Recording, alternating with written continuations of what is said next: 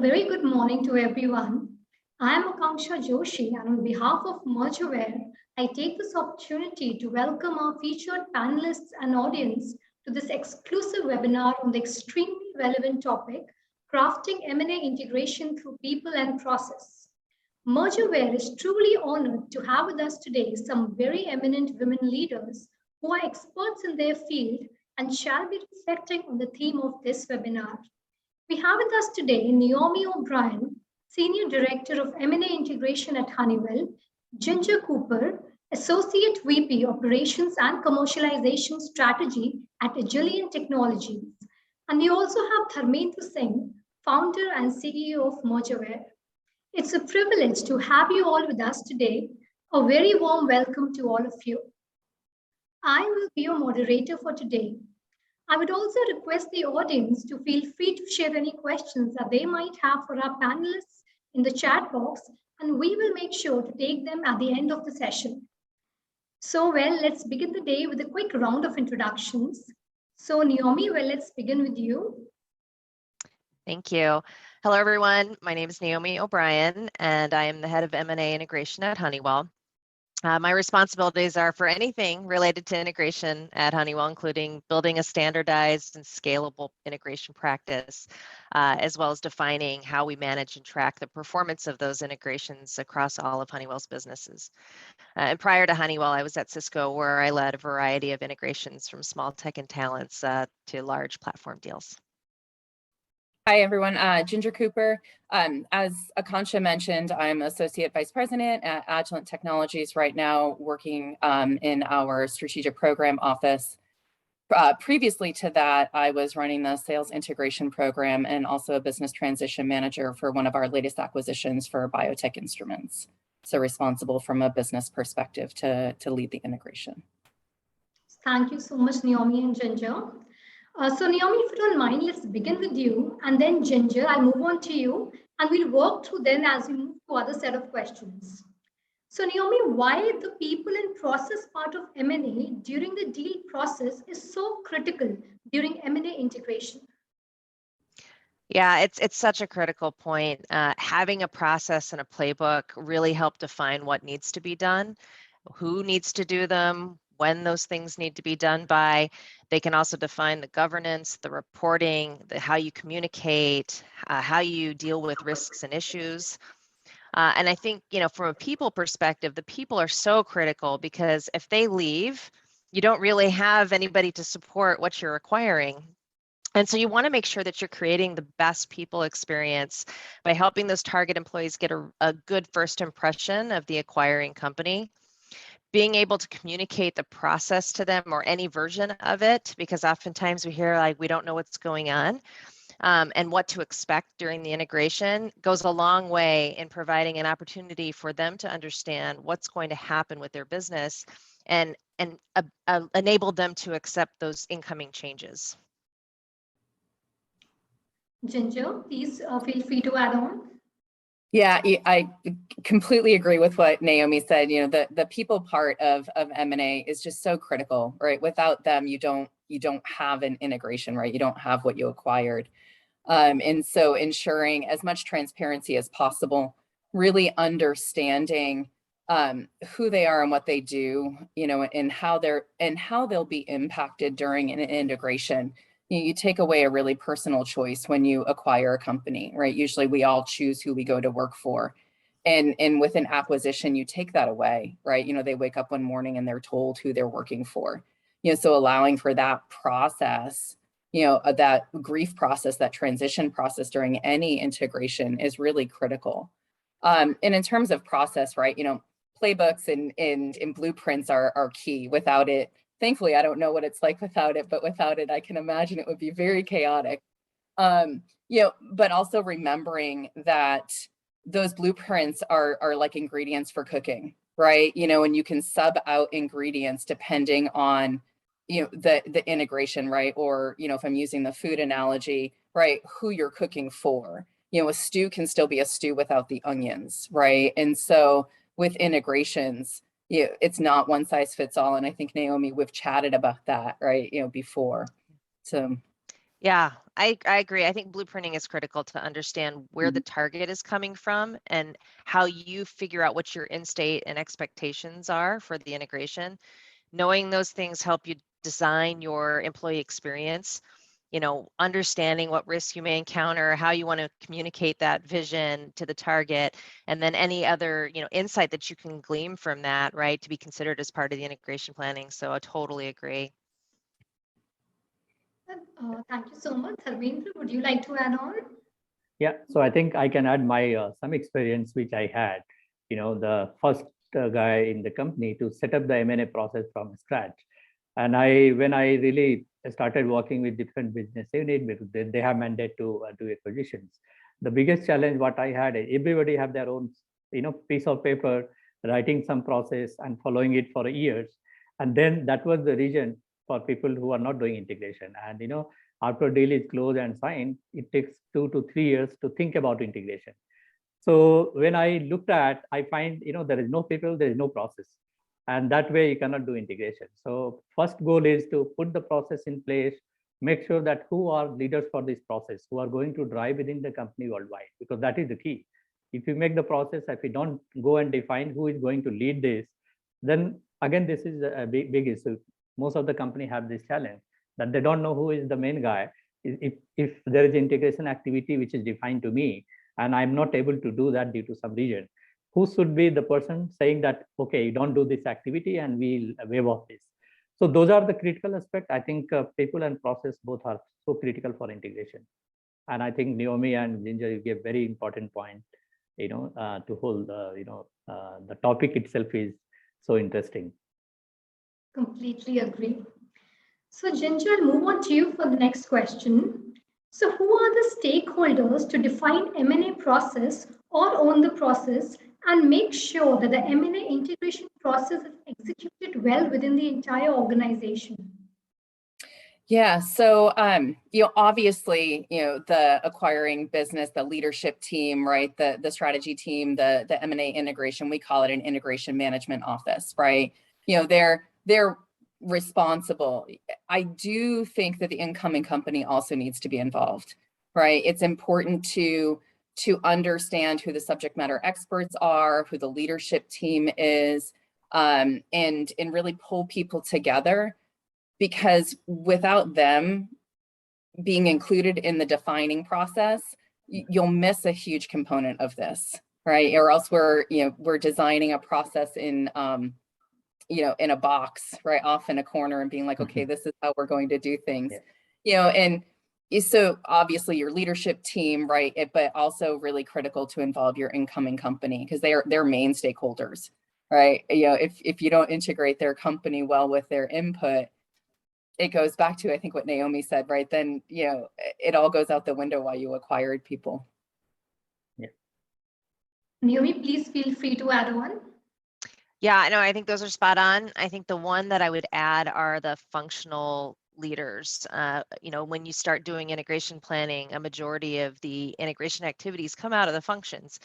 And so having the functional leaders as stakeholders is critically important as they define that as part of the process and, what needs to be done. And they're also engaging with their target counterparts as they're trying to do this planning, right? And so those relationships are critically important as well. So, both to what Ginger said, that having the acquired leadership involved, but also having the functional counterparts as well, because those are the activities that are, the bread and butter of how the integration happens. Yeah. Naomi, it's funny, pre-COVID, right? We would all get into a huge conference room, right? And everybody meets and gets along and does this whole mapping exercise, right? Back to your point of all the functional leaders. And trying to do it during COVID, virtually is just not the same. Very difficult, yeah. So true. I mean, that's really the way you identify any impacts that are going to happen across, with everybody understanding what that integration planning is going to involve, and who's on deck where, and what are the cross-functional dependencies. Those are so important. Dharmendra, would you like to add on to it? So, a couple of points. I think Naomi and you already gave very important points here. So for me, one is top-bottom approach. So one is corporate development team, along with working with business M&A team, and then functional leaders. they all three play very important role, because if it is mandated from corporate M&A team, so now what happens is they know they are the custodian of all the process, but then deploying this within business is not the responsibility of only corporate M&A team. It should be part of the business unit team who's going to drive. And then there will be functional leader for HR, finance, and so on, who are, not only just deploying this process, but also looking at what should be the new process to be added, what are the new changes across, because that is also very important point. If you make the process, this has to be also evolved based on your experience, the type of deal you do through, right? So I think both three are very, very important role. So I think global deployment leaders, we used to name those guys as a global deployment leader for HR, global deployment leader for IT. And these are the people who are driving the process across company. So they all have important role to play. Right. So coming to the next question for you, Naomi. So what are some of the key components of establishing a successful day 1 and 100-day M&A integration plan? Yeah, this one's always so fun. I think some of the key focus areas for my team, we talk about planning, we talk about communications, we talk about people, and we talk about performance. And from a planning perspective, it's planning across all the functions, alignment with all the leadership teams, setting those integration expectations as early as you can. From a communication perspective, you have diligence to integration. There's a handoff that often happens there, in-state agreement, engagements that need to, be pre-worked and thought through, providing the communication for a comprehensive change management plan, because there's always so much change involved with an integration, and you want to do it with as minimal disruption as possible. Looking at the people side of it, just ensuring that the integrated team's in place, that they have who their counterparts are, that they're aligned with the expectations. We want to be able to mitigate talent loss. I mean, that promoting retention, mitigating that talent loss is super. And then when we look at the last one, we're on performance, it's really just keeping the focus on the deal commitments. Like, what are we trying to achieve out of this as we go forward with our integration planning? How do we standardize metrics and look at performance management as we execute, right? So that we know what those key indicators are as we go forward. And I think all in all, as we look at day 1 to day 100, we always do a day 1 readiness preparation across the team. So we identify those critical activities. It's usually just a handful of activities that are day 1. But what are those things that we need to make sure that everybody's prepared for, that we're checking off all the aspects that are correlated and commingled, and who needs to be in the sign-off process for it. And then as we go forward through the 100 days, we do it from a 30, 60, 90 approach, where we know what's on deck in the current period. We know what we need to look ahead in the next 30 days to be prepared for. And then as we pass through each 30 days, we do a reflection back to say, hey, did we accomplish everything we set out to do in that first 30 days? And if not, what happened? What's getting pushed? Why? And what do we need to prepare for? What are the impacts and risks and issues for the rest of the 60 and 90 days that they're going forward? Ginger, please feel free to add your views. Yeah, I obviously completely agree with Naomi, especially about the people in the attrition and everything. And I think really defining what your day 1 is, right? Depending on the deal type, day 1 has different requirements. And Naomi, you touched on that, right? Like, is it employee integration? Is it this, system integration happens later. For me, it's really double checking your top sources of value, right? Are they actually true? Are they still true? Has anything changed in the market, right? Is there anything that you need to revise from your deal value, right? Do you need to shift things, push them out a little bit, bring them in? In what's a nice to have versus a need to have for day 1, right? And can you push that out a little bit? For 100, it is really for us sitting down with key folks, really, mapping out your strategy together for how you're going to be successful. We tend to involve different leadership from the incoming company to actually sit down and pressure test our hypothesis, right? Is this true? And if so, what do we need to do to build it out and be successful? Making sure the team's together, the integration team, making sure everybody's in place, the meetings are set, everybody knows who we call who's who in the zoo, right? And and the buddies are all paired up along the way. Communication rolls out immediately, right? And you set up the communication cadence. We started these town halls, monthly town halls that we kicked off fairly, really soon after close, to just talk to people, send out emails, information sites, all these different various communications get kicked off from day one to the employees. Yeah, I think that's a great point. The nice to haves versus the must haves. There's always the boil the ocean, right? Everybody wants everything on there, and it's like you can't overwhelm the target. It's just something, it's a mantra we kind of go through. It's like, is that going to be very disruptive? Like, put yourself in the target's shoes, right? They have to run their business on top of all these other things that we want them to do. So it's not feasible to do everything in the first 100 days. So really level setting that across the team, and especially when you have more junior folks that maybe aren't as experienced as others in the space. So I have another point to make here. So my key takeaway, if you ask, when we are closing the deal, the first thing is make sure that we have integration manager at least identified. Make sure that person is involved. He knows exactly what has happened while deal closing. What are the top risks? I know that day 1 and 100 days, there are so many things will overlap to each other, because not everything you can complete in day 1, even if you plan. And those things will get pushed to 100 days. So I think most of the time, all the deals I have seen, this are pushed. 100 days activity also get pushed sometime for next year. And we have to really put a boundary and say what we want to achieve in 30 days and sort out milestone. Make sure that proper handover between deal transaction team and integration manager happens on time. All the documents, he knows exactly what has happened. So those are critical things, and I think you cover most of the points which are very, very critical. So some of my key takeaway were mostly, lesson learned.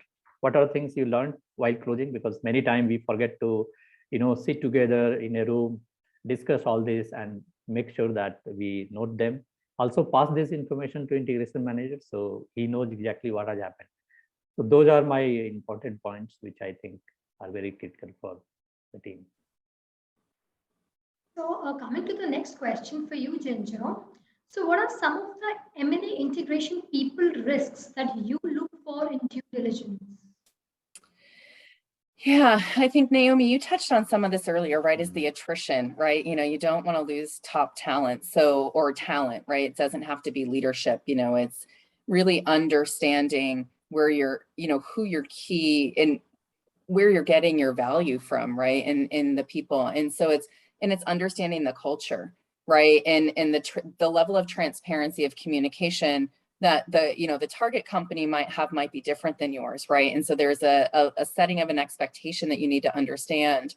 Or even like from a cultural perspective, if your company allows or expects everyone to just make their own decisions, right, and operates with a level of autonomy, but the incoming company doesn't, right? They just have a different structure and a different process for decision making.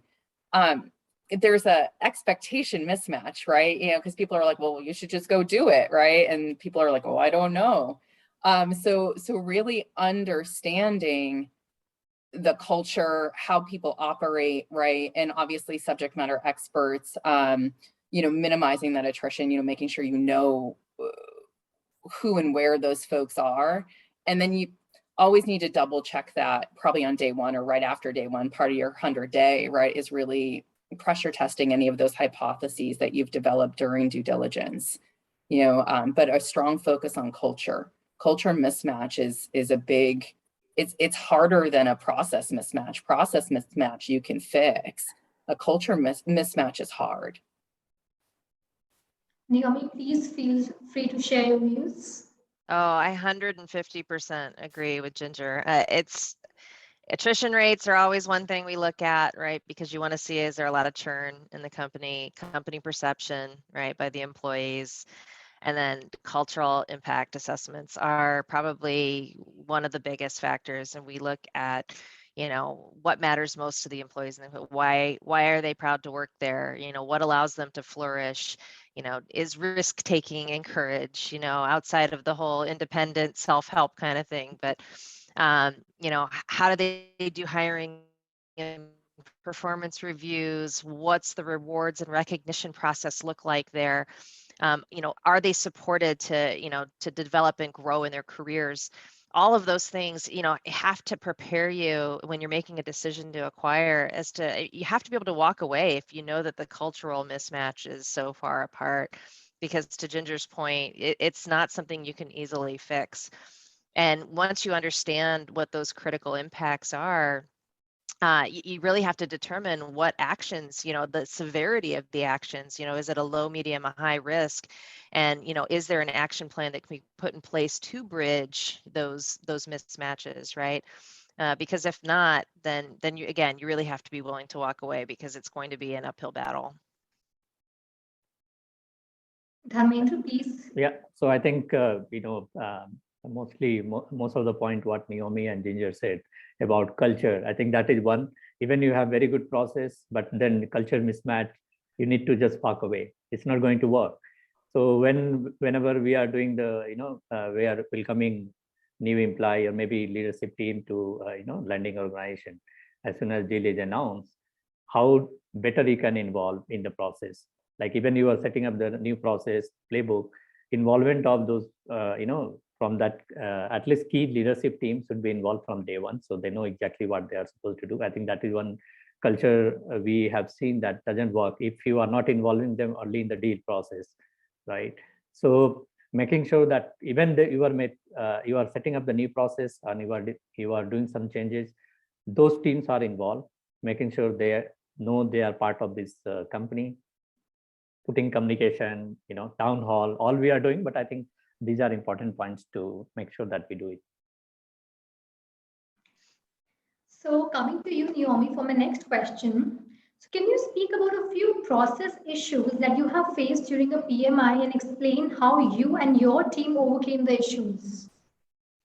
Yeah, one of, I think the biggest example I have is I did an acquisition a few years back that had the unique circumstance of 601 days between announce and close.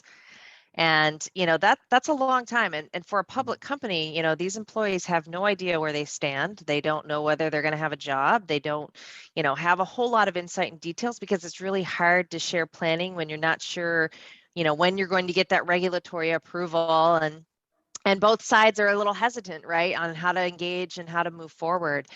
And so some of the things that we did, because we started to get the feedback that the employees felt like they were in a black hole, that they didn't know what was going on, because this was dragging out over 2 years. So we started putting together employee engagements, right? We started to say, okay, you know what? And this actually hit. We started the acquisition before COVID, but then ended up having to go through the process during COVID. So we had a series of town halls, and I know Ginger mentioned that. We started creating newsletters, right, just to give them insights into what the acquiring company did at the company. Each month we would put out a newsletter just saying, hey, these are the great things. These are some press things that are, from an innovation perspective that we're doing in this space. These are employee volunteer activities, right, that are going on today in case that, the company had a big push on volunteerism. We did speaker series. We had some of our top innovators in the company come and do panels with some leaders, and that helped to provide some insight into the ability to innovate within the company. We had our CHRO come and talk about COVID and what was the process and the policies and how we were dealing with it, and the support factors for the company that that were being put in place. We had, others come and talk about just, the career aspects and diversity elements. And so just, a whole series of things. And what we did with each session was we had a very simple survey at the end of it to say, 3 questions, one being, I understand, why we're being acquired or the importance of this. I understand what's going on with the integration. And the third one was an open-ended question. And that allowed for the employees to provide, like, what do you want to hear about? And we use that to, to create our future roadmap of speaker series or roundtables or town halls or whatever we needed to, to do to make sure that they felt like their concerns or topics were being addressed. And we had them rate each one of them on a scale of 1 to 5, 5 being, totally understand, totally get it, to 1 being totally poor. And so each month as we went through these things, we could gauge, are we, first month were we at 3.8, the next month are we at 3.9? Are we moving up the scale on the positivity? Are we moving down? And that helped us to really just hone in on ensuring that experience for the employees was positive. I love the ad hoc polling. I just have to say, right, because we have the formal integration surveys that get deployed a couple times, but I really like your approach to these, after each town hall or each session, right? Because similar sessions, we at Agilent we have a lot of boomerangs, people who have left and come back, and so for one of mine, I had a panel of boomerangs, right? Like, why did you even come back? Right, to get people to start talking or understanding, the value of, like, I'm a boomerang at Agilent, I had left and come back, right? And so, having people start that slow walk of the culture transition, right, or getting people comfortable so that they understand the company. One of the things that I realized too, and I think it was one of my first integrations I did, there's a very different language that each company speaks in reference to certain processes, right? And definitions. And I remember probably for both the incoming company, a couple other people, and probably the integration team, there was probably a few months of frustration until we realized that, like, our definition of a distributor was very different than the people we were talking to. And we were all like on a call going, oh my goodness, right? And so from that, you build a best process of building out definitions, and this is what you mean when you say this, or this is what I mean when I say a channel partner, right? Or things like that. So from a process perspective, it's building out these descriptors, understanding that everybody has a different way of explaining things, and to remember to take the time to what you might think is over explaining, but what's really is just explaining. Right, because every company does things differently or has a different verbiage around it, and that's what I've really found key, or just asking certain things multiple times, right? Just as I think Naomi, right, you have a variety of ways in which you deploy information, and we do too, right? And because everybody learns and absorbs information in a different way, so ensuring that you cover the spectrum.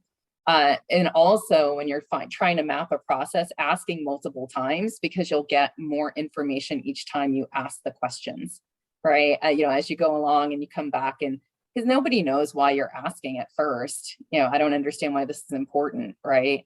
And the further along you go, why do you care where I buy paper towels?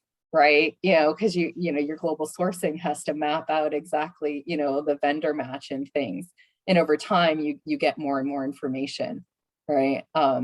It's just fascinating sometimes the mind shift you have to go into, where you have to explain or like I said, people assume it's over explaining, but it's really just explaining. Assumptions can be killer.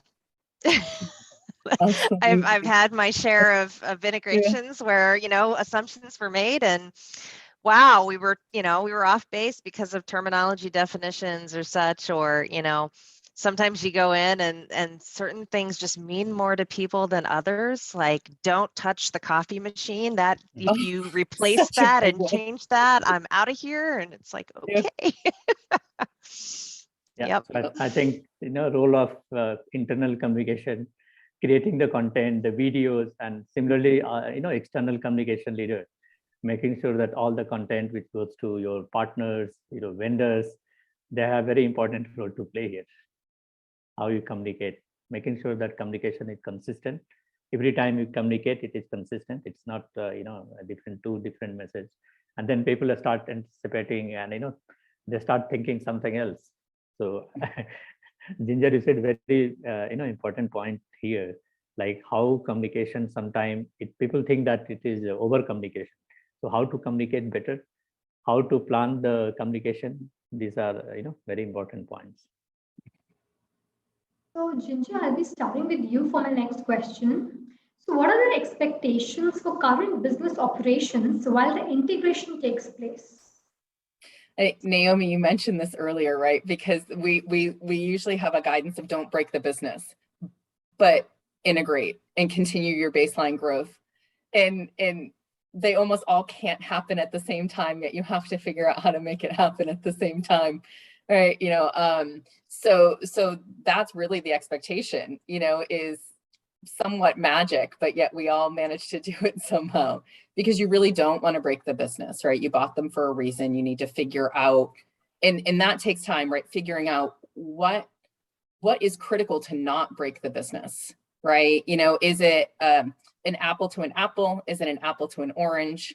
If I just change, if I give you a Granny Smith apple instead of a Golden Delicious, will that break your business? But no, but if I give you an orange instead of an apple, it will, right? So really understanding that will ensure that you don't break the business. Certain things are going to happen, right? But you want to maintain that growth, like the baseline growth of the business as well, right? While you're rocking people's worlds, which can be a really hard balance. How do you tell people, just focus on your day job, but help us over here with your second job now? Oh, and launch all of those new products, and let's throw in a pandemic at the same time, right? It's fun.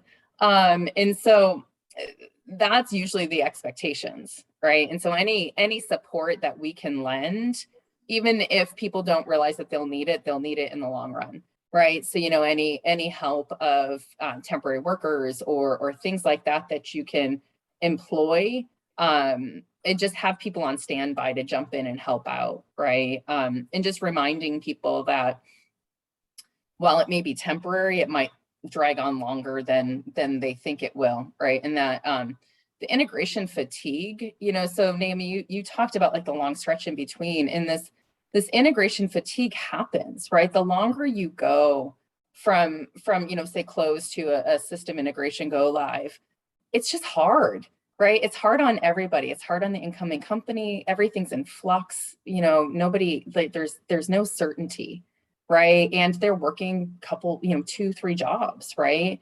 And the integration team, the longer it goes, the less focused they are, because they just, like, oh, we're still doing the same thing, and everyone just gets tired, and that's a real thing.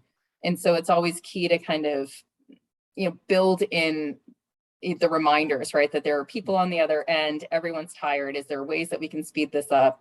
The over communication and things like that become critical, to maintain those business operations. Naomi, would you like to share your views? Yeah, I think similar to Ginger, there's a variety of factors, right, that you have to take into consideration. And sometimes, it could be that you're not continuing a product that they're bringing in, that you're actually integrating it in. And so continuing current business operations may be really sunsetting business operations. Oftentimes they're, when you acquire a company, they have a level of expertise that you don't have. And so sometimes you have to let them operate independently a little bit while you learn what they're doing, while you're doing the knowledge transfer, and then while you're starting other aspects of integration that aren't going to be as disruptive to the business, right? So there's a whole myriad of integration activities that are obviously going on during the time period.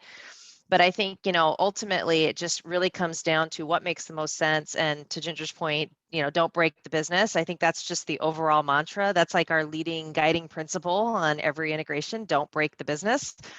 And as we make decisions around it, it's like, what are the impacts to the business? For everything, we have to ask that question every single time to really just ensure that we've thought through it thoroughly. And that we have mitigation plans in place, right? Because certainly you don't want to just leave it off on its own island for a long period of time. But at the same time, you want to make those steps forward that help you achieve the deal rationale that you set for when you decided to buy the business. Yeah. So I think, Naomi, it's a very important point. You said once we, some of the deals we work, always it was a big challenge to monitor the post-acquisition performance. And people have been, at the business plan, everything looks fine. The goal is to make sure that business doesn't go slow. Even you want to, achieve your synergy and all, but planning at the beginning, making sure that your business commitments are met without, having any impact. However, you can keep planning things, identify synergy, go and present synergy to the board, but the key point is always make sure that your business is not getting impacted, making, relation with your existing customer, because they also know that this company have gone through acquisitions and business might get impacted.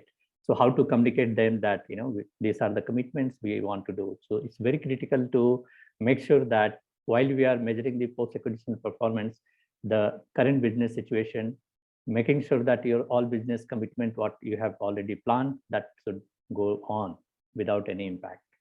So those are some of the points which I had in mind. Naomi, coming to my last question. So are there any major people or process pitfalls that should be avoided for a smooth post-merger integration? Oh, there's so many. There's so many. So many. I actually just put something together for Honeywell, on this front. Where do you start? Waiting to begin integration planning till after transaction close, total pitfall. Not appointing your integration leader soon enough in the process, right? In the deal process. Not identifying key talent in a timely manner. I mean, key talent is so critical, right? If you don't identify them up front, you won't be able to develop your key, execute your key talent plans and such, before they get disgruntled and leave, right? I mean, that's the downfall of that one. Really minimizing the importance of the talent retention overall for the company, not just key talent, but overall retention for the success of the company. Performance measurement, not linking that back to deal rationale. I find oftentimes people will come up with performance measurement and it has absolutely nothing to do with deal rationale. And what I tell people is your goal should align to enabling the success of the deal rationale. How do we enable the business to be successful on all of these factors that we set out to do on the acquisition, whether it's employee retention or customer retention or increase in market share, technical performance, right? System conversion, right? If you have a really quick time to get them orderable, as an example. Financial performance is always number one on those lists. But thinking about, all of those aspects when you're trying to go forward with an integration, I mean, I think the list is endless, honestly. I think we were talking earlier, every deal is different. Every deal's got its unique nuances. But if I had to name at the top, the major ones, I think those for me are the most typical across. Yeah, I think the list is too long. As Naomi said, there is, and as you rightly said, people, process, handover, the integration manager, the team, the trained team, the people who have already had some prior experience. That is also a big challenge now. So those all and even, siloed communication across the functions. When the functions are just in their own zone, they've got their horse blinders on and they're engaging with the target. It's like you have no awareness across. So trying to corral everybody together, right? Yeah. And I think, Naomi, you said it earlier too, just don't assume anything, right? I think assuming anything is one of the biggest pitfalls, across any integration. Also too, right, when you talk about revenue, one of the other pitfalls is getting ahead of that, right? Is why by the time you see the financials, it's almost too late to make any shifts in that. So really understanding how to track like early indicators of financial performance or business performance, staying on track. So avoiding, like you said, the customer retention. If you're acquiring a company for their install base or their customer reach or something like that, and the customer doesn't like you, like how do you get ahead of that, right? Or how do you ensure, or what do you find out that's most important?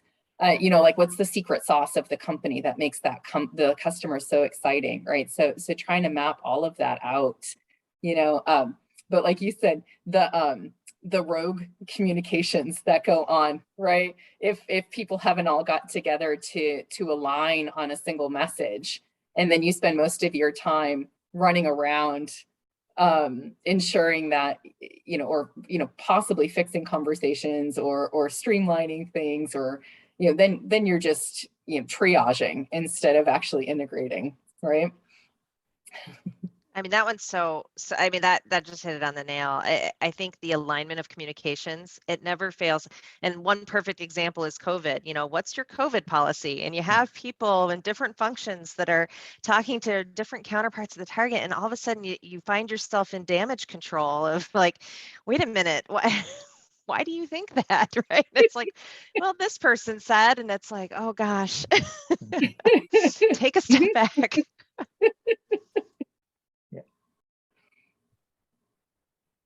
Yes, that was some really great discussion. So now we'll come to the quick Q&A session. So we have a few questions from our audience.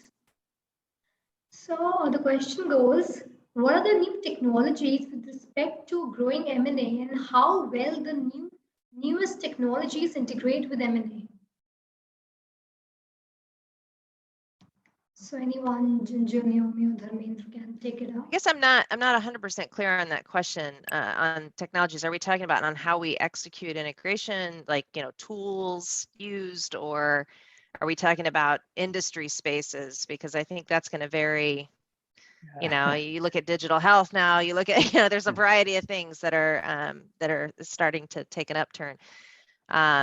If it's a tool aspect, you know, I think there are so many tools out there, you know, and one of the things I observed when I came into Honeywell as an example, you know, we didn't have a tool for managing integration. And so trying to understand what your requirements are for that, you know, what are the things you need? Do you need virtual data rooms? Do you need the ability to project manage? Do you need the ability to have actions sent out, you know, reminders or issues or cross-functional dependencies identified? So there's a variety of things out there to help you execute M&A efficiently and effectively, even through diligence, right? Being able to coordinate and manage diligence across. Thank you, Naomi. So I have another question here. Just can you comment on the best practices with regard to transparency? Many times, details of the transaction cannot be shared widely prior to the deal being official. How can companies best restore trust? It's a tough one, right? And I think this goes back to understanding the culture of the company that you're acquiring, right? If they've always been super transparent, you have to almost come out of the gate being as transparent or as transparent as you can be. There's obviously going to be, you know, things that you can't share, maybe you don't know yet, or, you know, or just things that you just can't share. And it's establishing or building that trust ahead of time. Like there was one integration where people just assumed that there were decisions that had already been made, but we weren't sharing them with people, right? And that wasn't the case, but assuming, right? You know, we just assumed that people would know that. So what we started to do was carve out, you know, so we did those monthly town halls, right? You know, those monthly, you know, we call them Agilient hours. And we started to carve out, you know, 15, 20 minutes at the beginning of each one to update people on the integration process, right? Where were we at? What decisions had been made?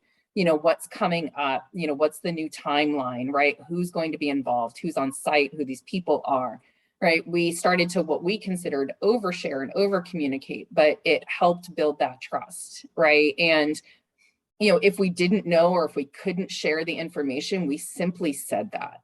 Right. And being more authentic in our approach and less corporate-y, you know, really helped because very, you know, I have not often integrated like another, you know, public company or something. They're normally smaller companies, you know, and so we're the big corporate giant that comes in. And so being less, what